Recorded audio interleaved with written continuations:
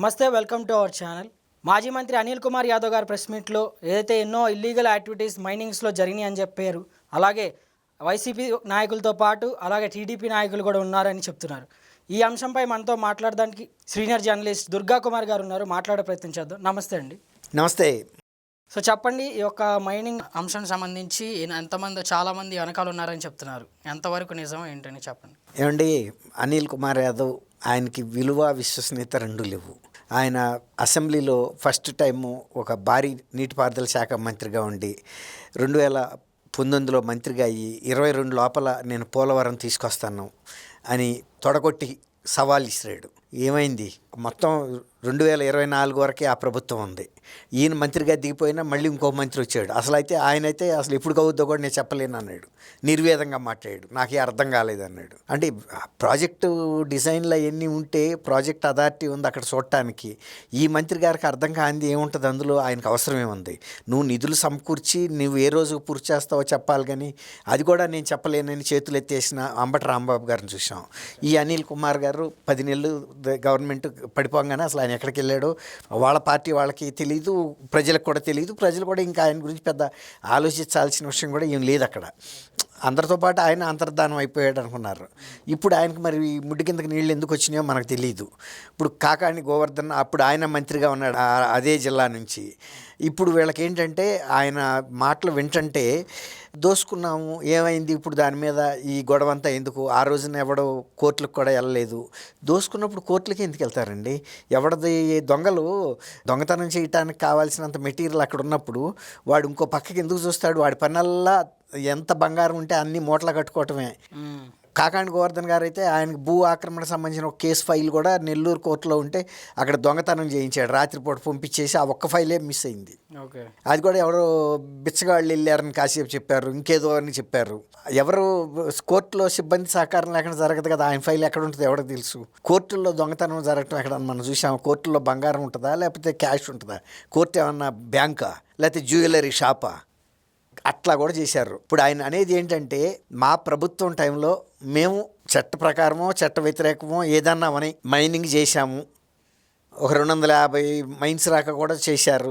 ఒక్కొక్క మైన్ మీద 100 మంది బతికినా కూడా 2.5 లక్షల మంది ప్రజలు బతికారు. టిప్పర్లు బతికినాయి, డీజిల్ వాళ్ళు బతికారు, కార్మికులు బతికారు, బ్లాస్టింగ్ వాళ్ళు బతికారు. ఇట్లా ఎంతమంది బతికారని చెబుతున్నాడు. కానీ అసలు దాని మూలాన ప్రజలకు సంబంధించిన గనుల దోపిడీ ఎంత జరిగింది అనే చోట్ల వీళ్ళకి దొరికింది పిడికిడు మెతుకులే పనిచేసిన వాళ్ళకి. అసలు గనులు మెయింటైన్ చేసిన వాళ్ళకి, అక్రమ మైనింగ్ చేసిన వాళ్ళు అసలు లబ్ధిదారులు వాళ్ళు. ఇప్పుడు ఏమంటాడంటే ఆయన, ఈ ప్రభుత్వం వచ్చిన తర్వాత అప్పుడు మేము కొంత పెనాల్టీ కూడా వేసాము, అక్రమంగా తీసుకెళ్తున్న క్వాడ్జికి కూడా ఎక్కడో ఒకసారి పర్మిట్ రైజ్ చేసి పన్ను వసూలు చేశారు అంటాడు.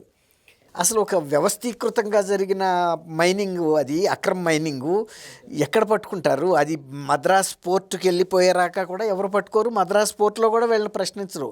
ఎందుకంటే వాళ్ళు ఒక సక్రమమైన మైనింగ్ నుంచి వచ్చిందన్న దీని మీదే ఎక్స్పోర్ట్ కూడా మేనేజ్ చేసుకున్నారు. అక్కడ కూడా అధికారులు కూడా మేనేజ్ చేసి ఉంటారు. కాబట్టి ఇది ఒక సిస్టమేటిక్గా జరిగి 2250 కోట్ల రూపాయల రాక అక్రమ మైనింగ్ జరిగిందంటారు. ఇంకెక్కువ కూడా జరిగి కూడా ఉండొచ్చు. ఆయన బాధల్లో ఏంటంటే ఇవాళ దీన్ని ఎందుకు ప్రశ్నిస్తున్నారు? జరిగిపోయింది, బతికారు జనం, ఎవరో ఒకళ్ళు లాభపడ్డారు, అది మా వాళ్లే కావచ్చు ఎవడన్నా కావచ్చు అంటున్నాడు. టీడీపీ అని కూడా కాదు, ఎవరెవరు బతికారు అంటున్నాడు.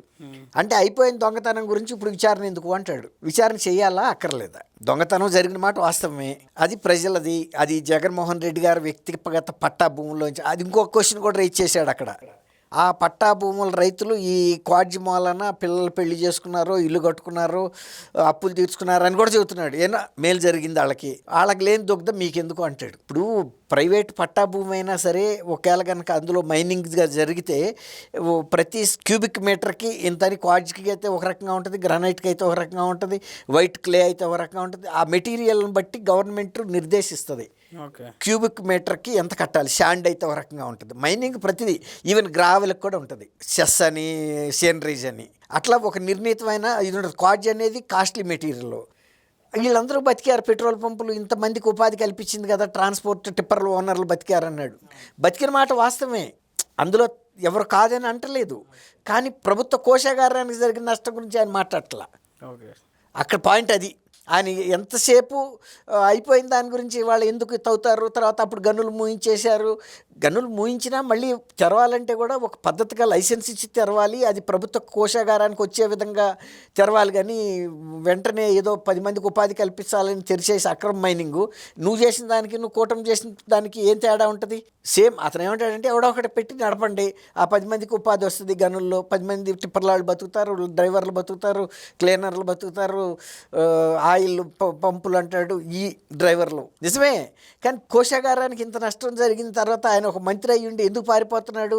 ఒకవేళ కనుక ఈయన అన్నట్టు ప్రభుత్వం తరపున మీరు న్యాయంగా కనుక జరిపితే అది ఆయన వచ్చి విచారాన్ని సిట్ వేశారు దాని మీద, అది ఎదుర్కోవాలి కదా. ఎస్, మేము చేశాము, ఇంత చేశాము, ఇదిగో కట్టిన సేనరైజ్ ఇది, మేము మాకున్న పర్మిట్ ఇది.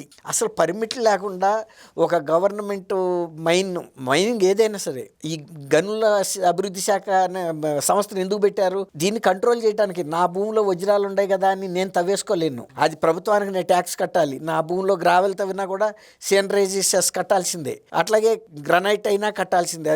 గ్రనైట్ పాలిష్ చేస్తారు కదా బండలకి, అది ఆ మైనింగ్కి నేను ముందు పర్మిషన్ తీసుకోవాలి. పర్మిషన్ ఇచ్చిన తర్వాత ఎంతంత క్వాంటిటీ తీశారో వాళ్ళు వచ్చి మైనింగ్ వాళ్ళు కొలుసుకుంటారు. ఇన్ని క్యూబిక్ మీటర్ల స్టోన్స్ మనం బయటికి తీసిన తర్వాత దాని మీద వాళ్ళు సేనరైజ్ సెస్ వసూలు చేసుకున్న తర్వాత పర్మిట్ ఇస్తారు. పలానా ఈ స్టోన్ నంబర్ వేస్తారు దాని మీద, కన్సైన్మెంట్ నంబరు, పలానా మైన్ నుంచి వెళ్తుంది, ఫలానా సర్టిఫికేషన్ ఇచ్చాము, దీని కొలత ఇంత, ఇది గ్రానైట్ పాలిషింగ్కి వెళ్తుంది, మద్రాసు అయితే మద్రాసు, లేకపోతే చేమకుర్తి అయితే చేమకుర్తి దగ్గర, అది చిలకలూరుపేట దగ్గర ఉన్నాయి కదా, లేదు ఎక్స్పోర్ట్ అయితే మద్రాస్ షిప్పింగ్ వీళ్ళకి అఫీషియల్స్కి ఇస్తారు, మేము ఇవన్నీ వసూలు చేసామని. అక్కడ కస్టమ్స్ డ్యూటీస్ ఏమైనా ఉంటే CGST అయ్యేస్తారు, వెళ్ళిపోతాయి. అది ఎక్కడికి వెళ్ళాల్సిన డబ్బు వాళ్ళకి వెళ్తుంది. ఇప్పుడు సెంట్రల్ గవర్నమెంట్ మద్రాస్ పోర్ట్ నుంచి వసూలు చేసిన డబ్బు సెంట్రల్ గవర్నమెంట్కి వెళ్తుంది, ప్రజలకు అందుతుంది. తర్వాత ఇక్కడ స్టేట్ మైనింగ్ డిపార్ట్మెంట్ వాళ్ళు వసూలు చేసింది స్టేట్ గవర్నమెంట్ కోశాగారానికి వెళ్తుంది, ప్రజలకు ఉపయోగపడుతుంది. ఇక్కడ ప్రజలకు ఉపయోగపడే ఈ విషయాన్ని మీరు వదిలేసేయండి. దొంగతనాన్ని గురించి మీరు పట్టించుకోవద్దు, దొంగల్ని వదిలేసేయండి, దొంగతనాన్ని వదిలేసేయండి. మీకు ఎవడన్నా కంప్లైంట్ చేశాడా అంటాడు. దొంగతనం జరిగినప్పుడు అది నీది కానిది ఇంకోటి తీసుకున్నావంటే ఆ ఎవరిదో తెలుసుకున్న వాళ్ళకి అప్పచెప్పాల్సిన బాధ్యత చట్టానికి ఉంది కదా. అంతేగాని దొంగతనం జరిగిందని కళ్ళు మూసుకుంటారా పోలీసు వ్యవస్థ అంతా? అట్లాగే మైనింగ్ది కూడా ఇవాళ ఆయన ఎంతసేపు ఈయన కూడా అందులో భాగస్వామి కాబట్టి ఇవాళ ఆయన బయటకు వచ్చాడు అంతే. రేపు నన్ను కాకాని గోవర్ధన్ అరెస్ట్ చేస్తే నేను ఒక్కడనే తినలేదు, ఇంకొక మాజీ మంత్రి ఆయన తిన్నాడు, ఇంకొక ఆయన తిన్నాడు, ఇవన్నీ బయటకు వస్తాయి. అందుకని ఇవాళ ఇప్పుడు ఎలుక కలుగులో ఉండని ఉంటుందండి, మీరు నీళ్లు పోయండి చచ్చిపోతా అన్న భయానికి అది పరిగెత్తుకుంటూ బయటకు వచ్చేస్తుంది. ఇప్పుడు అదే పరిస్థితిగా ఉన్నాయి. కలుగులో ఇవన్నీ బయటకు ఎందుకు వస్తున్నాయి అంటే వాళ్ళకి నీళ్ళు వచ్చేసినాయి, ఊపిరి ఆటల్లా బయటకు వచ్చేయాలి. బయటకు వచ్చి ఇప్పుడు దీన్ని జనరలైజ్ చేస్తున్నాడు. ఆంధ్ర వాళ్ళు తినలేదా, వీళ్ళు ఎవరు తింటే వాళ్ళ పేర్లు చెప్పండి, ఎవరెంత తిన్నారో చెప్పండి, అది ప్రజల సొమ్ము. రెవెన్యూ రికవరీ కింద వసూలు చేయగలిగితే గవర్నమెంట్ చేస్తుంది, క్వార్టరీ గవర్నమెంట్కి దమ్ముంటే. లేదనుకోండి, లేకపోతే క్రిమినల్ కేసు పెడతారు మీకు ఆస్తులు దొరకనివ్వకుండా చేస్తే. ఇప్పుడు ఆయన ఉన్నాడు కదా వంశీ, తిట్టినందుకు వెళ్ళి జైల్లో కూర్చున్నాడు. అట్లాగే అతను అనిల్ కుమార్ బోర్గడ్డ తిట్టినందుకు క్రిమినల్ కేసు పెట్టారు, ఉన్నాడు. అట్లాగే ఈ ఫైనాన్షియల్ అఫెన్సెస్ మరి ప్రభుత్వానికి కట్టకుండా అనధికారికంగా మేము చేసాము, ఆ రోజు ఎవరు కోర్టుకు వెళ్ళలేదు, ఇవాళ కోర్టుకు వెళ్తున్నారు అంటున్నారు. కోర్టుకు వెళ్తారు ఎవరు మైనింగ్ వాళ్ళు, వెళ్తే గవర్నమెంట్ చెప్పాల్సిన ఆన్సర్ కూడా చెబుతుంది, మేము ఇస్తాము కానీ దీని మీద జరిగిన అక్రమ మైనింగ్ మీద విచారణ జరుగుతుంది, విచారణ అయిన తర్వాత మేము ఆక్షన్ పెడతాము, అప్పుడు పాడుకోమంటారు. అంతేగాని కోర్టులు ఇట్లాంటి అక్రమం జరిగినప్పుడు దర్యాప్తు జరుపుతున్నప్పుడు లేదు మీరు వెంటనే మైన్స్ ఓపెన్ చేయమని ఎవరికి చెప్పరు. ఒకవేళ కనుక అది సక్రమమైన మైనింగ్ అయితే అప్పుడు వెళ్ళొచ్చు వాళ్ళు కోర్టుకి. కానీ ఆయనే చెబుతున్నాడు ఆ రోజు పర్మిషన్లు ఉండయో లేవో, ఇక్కడి నుంచి వెళ్ళిపోయిన మెటీరియల్ మీద ఎక్కడో ఒకసారి వసూలు అయ్యింది కదా అని ఆయన ఊహిస్తున్నాడు. ఎట్లా వసూలు అవుతాయి? అవ్వవు. చెక్ పోస్టుల దగ్గర వాళ్ళు ఆ ఏర్పాట్లు చేసుకుంటారు. ఈ అక్రమంగా పలానా క్వాడ్జీ లారీలు వస్తాయి. ఇప్పుడు అక్కడ బళ్ళారి ఇనుప ఖనిజం జనార్దన్ రెడ్డి దోపిడీ చేసిందంతా కూడా ఈ అంతా ఒక గ్రీన్ ఛానల్లో, ఎక్కడ చెక్ పోస్టులు వాళ్ళు ఆపరు, మైనింగ్ వాళ్ళు ఆపరు, అక్కడ చెన్నై పోర్టులో ఆపరు, వెళ్ళిపోతుంది. చైనా అంతా వెళ్ళిపోయింది. అప్పుడు కొన్ని వేల కోట్ల కుంభకోణం కూడా ఇలాంటిదే. దాంట్లో ఇది కొన్ని వందల కుంభకోణం ఇది. అందువల్ల ఇవాళ ఆయన ఉలిక్కిపడి బయటకు వచ్చి ఈ కూటమి ప్రభుత్వాన్ని నిందిస్తున్నాడు. కూటమి ప్రభుత్వం ఏం చేసింది? దొంగలు పట్టుకోవటం తప్పు అంటావా నువ్వు? ఆయన చెబుతున్నాడు అవును అక్రమ మైనింగే అయితే ఏంటి అంటాడు, ఉపాధి కల్పించలేదా అంటాడు. నీకు ఉపాధి నువ్వు వేసిన ఎంగిలి మెతుకులే వాళ్ళు తింది, కానీ అసలు తేనె తుట్టు ఉంటుంది. పురుగుల తుట్టు దొరికినాడు అదృష్టవంతుడా, తేనె తుట్టు దొరికినాడు అదృష్టవంతుడా? తేనె తుట్టు ఆడికేమో కొంచెమే దొరుకుతుంది, పురుగుల తొట్టి ఇంకా పెద్దది ఉంటుంది, అది ఆడికి ఇచ్చేసేగా అంటున్నావు నువ్వు. నేను ఒక్కడనే తిన్నానా అని. కానీ అసలు విషయం తేనెలో ఉంది, పురుగుల తుట్టులో లేదు. అట్లాగే వాళ్ళు బతకటానికి కష్టపడ్డారు, చేశారు, ఆ ఫలితాన్ని మీరు అనుభవించారు.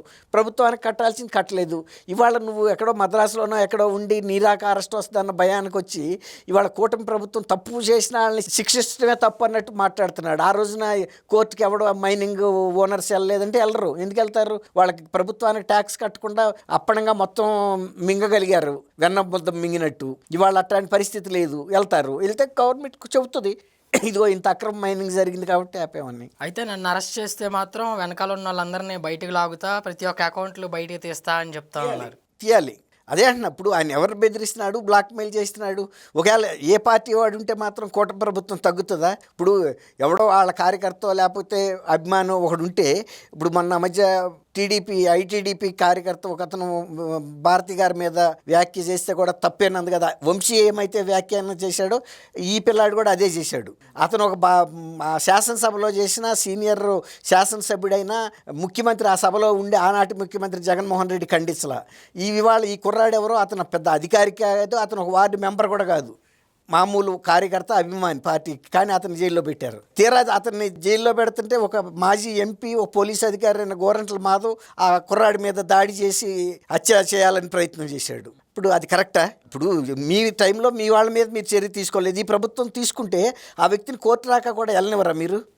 మీరే చంపేస్తారా? మీరే చట్టాన్ని మీ చేతుల్లోకి తీసుకుంటారా? ఇప్పుడు ఆయన కూడా అంటాడు మైనింగ్ విషయంలో మా టైంలో ఎవడో వెళ్ళలేదంటే వెళ్తారు, వెళ్తే గవర్నమెంట్ సముదాయించుకుంటుంది, చెబుతుంది. తర్వాత చట్ట ప్రకారం ఎవరి మైన్ వాళ్ళకి ఇస్తారు కదా. లేకపోతే ఆ కట్టని వ్యక్తి అయితే డిఫాల్టర్ అయితే కొత్త ఆడు వచ్చాడు తీసుకుంటాడు. అసలు మొత్తం క్వాడ్జ్ అంతా పోయింది అని వాళ్ళు ఏడుస్తుంటే ప్రజలు కూడా ఇంత మైనింగ్లో వెళ్ళిపోయింది, ఖరీదైన ఖనిజాలన్నీ తీసుకెళ్ళిపోయారని. ఇప్పుడు దొంగలు వచ్చి మేము చేసాము దానికి వాళ్ళు ఏంటి మీరు మాట్లాడేది? కూటమి ప్రభుత్వం అది ఎప్పుడో జరిగింది కదా, ఎవడెవడ చేశాడో మీకు తెలుసా? వాళ్ళ గుడ్లోడ తీస్తా అంటే ఓడది. నువ్వు కనుక రేపు నిన్ను పోలీసులు అరెస్ట్ చేసినప్పుడు వాలంటరీగా చెప్పు ఎవడెవడ ఎంత చేశాడో, ఎవరి పేర్లైనా చెప్పొచ్చు. నువ్వు వాళ్ళు ఎంక్వైరీ చేస్తారు. అవునో కాదో ప్రూఫ్స్ నీ దగ్గర ఉంటాయి అంటున్నావు కదా, ఎవరెవరి అకౌంట్లోకి ఎంత వెళ్ళినాయో చెప్పు, తప్పే ఉంది. అప్పుడు ఇతన్ని కీర్తిస్తారు. ఏ పార్టీ అయితే ఏంటి, నువ్వు వాస్తవాన్ని చెబితే లేదు. మీ చీఫ్ మినిస్టర్ దాకా వెళ్తే ఆయన ఏ అకౌంట్లో వేయించాడో కూడా చెప్పు, ఏ డమ్మీ అకౌంట్లో వేయించారో అవి బయటకు వస్తాయి కదా. అట్లా నిలబడాలి. కానీ కూటమి ప్రభుత్వాన్ని తప్పని విమర్శించడం ఒక మాజీ మంత్రిగా కరెక్ట్ కాదు. దొంగల్ని పట్టడానికి నేను కూడా సహకరిస్తానంటే విజయసాయి రెడ్డి కూడా అన్నాడు, నా సగం గుడ్లు ఇప్పారాళ్ళు, వాళ్ళ పూర్తి గుడ్డలు నేను ఇప్పుతాన్ని. అట్లాగే నువ్వు కూడా ఎవడెవడ గుడ్డలు ఇప్పుదేస్తావో ఉప్పదీసి చూపించు ఆధారాలతో. అప్పుడు అనిల్ కూడా మంచి పేరే వస్తుంది. ప్రభుత్వానికి ప్రజల సొమ్ముని పట్టుకోవటంలో సహకరించాడని ఒక్కోసారి అవార్డులు రివార్డులు కూడా ఇస్తారు. పోలీస్ డిపార్ట్మెంట్ ఇవ్వచ్చు, మైనింగ్ డిపార్ట్మెంట్ కూడా ఇవ్వచ్చు. ఎందుకంటే మా దగ్గర 250 కోట్ల రూపాయల అక్రమ మైనింగ్ జరిగితే అనిల్ కుమార్ యాదవ్ క్లియర్ ఆధారాలతో ఇచ్చాడు కాబట్టి 5-6 లక్షలు 10 లక్షలు కూడా అవార్డులు రివార్డులు కూడా వస్తాయి అట్లాంటి దొంగలు కనుక పట్టిస్తే. చూద్దాం. ఓకే అండి, థ్యాంక్ యూ బాబు. మన వీక్షకులు కూడా నమస్కారం.